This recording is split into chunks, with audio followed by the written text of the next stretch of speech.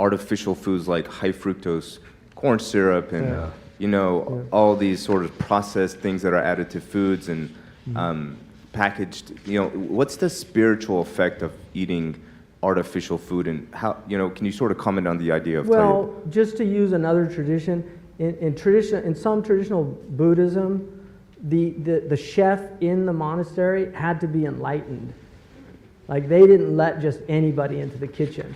And in the Islamic tradition, there's a whole tradition about food preparation and the intention of the cook.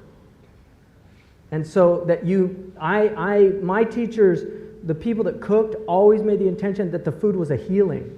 One of the things that's really interesting in our culture, when you go to, they don't teach grammar anymore, so people use transitive verbs as intransitive verbs. But when you go to a restaurant, they say enjoy, right? Enjoy is, I guess you could make it intransitive, but you usually enjoy something. But here it means the food, so, but they just say enjoy. In traditional cultures, they never would say something like that. They would say like salud, with health. In the Arabic culture, they say bisahha wal afiyah, with health and well-being, which reminds us of the purpose of the food. It's not to enjoy. Enjoyment is part of it. I mean, it's wonderful that food is so enjoyable, but that's not the reason why you're actually eating it. That's why the glutton eats. But somebody who's serious about maintaining their health, they eat for health. And we're literally digging our graves with our teeth.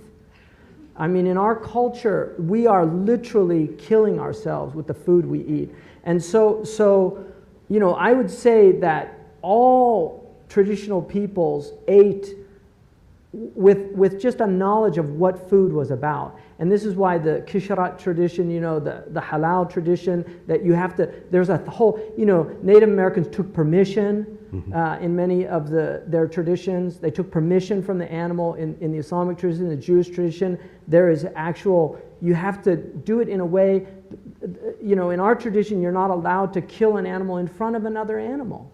And if you look, I mean, it's arguable that it's unethical to eat meat today, unless you're on a farm where you're and there was an interesting article about a man who decided for 1 year, I didn't see the film, but he did a documentary where he only ate what he killed for 1 year.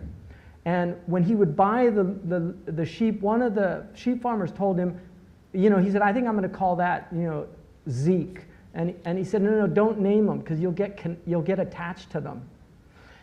But he chose to name them. What he said was the thing that struck him most was the gratitude he felt to the animal when he ate it. And in our tradition, there's a belief that the animal wants to be energy for good deeds. Because by becoming part of a righteous person, it's elevated in its state from an animal that doesn't have free will, that only behaves according to its nature, to part of a being with free will.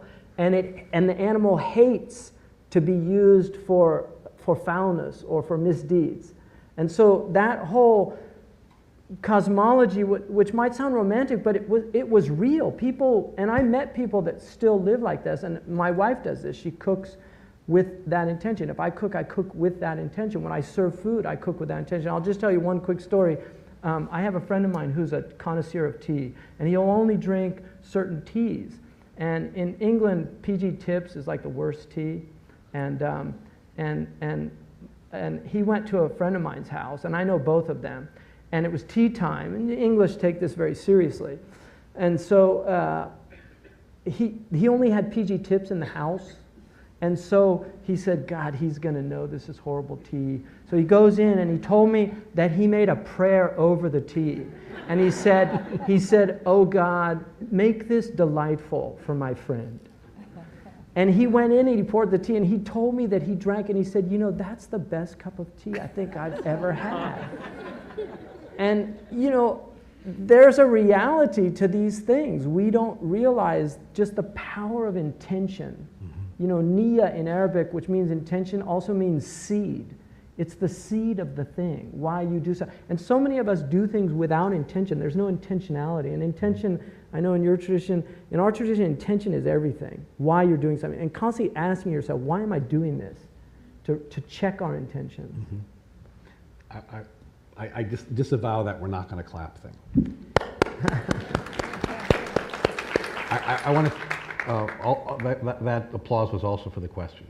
It was a good question. Because, at least, I don't want to deflect too much, but from a Jewish tradition, this is something we struggle with a great deal. Because the laws of kashrut were written, 1,000 years ago and more. And they were designed to be more humane and to make the exact connections that you're talking about. And the world in which we live has advanced to the point that one needs a variance from the USDA because it's not as advanced, and we lost something in that. Yeah. There was a speaker who came just a couple of years ago. His name was Rabbi Arthur Waskow, and he's sort of the front of something we call the eco-kashrut movement.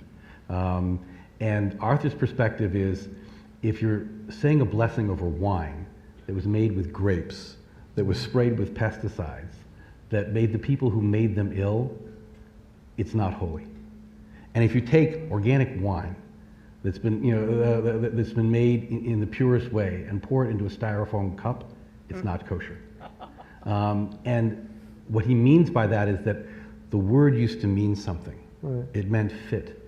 And the purpose of the sharing of food, the enjoyment wasn't in the consumption and how much can we pump into it with corn syrup, but rather the meal and the story of your friend praying over his tea. Yeah. That was what it was intended to be. Yeah.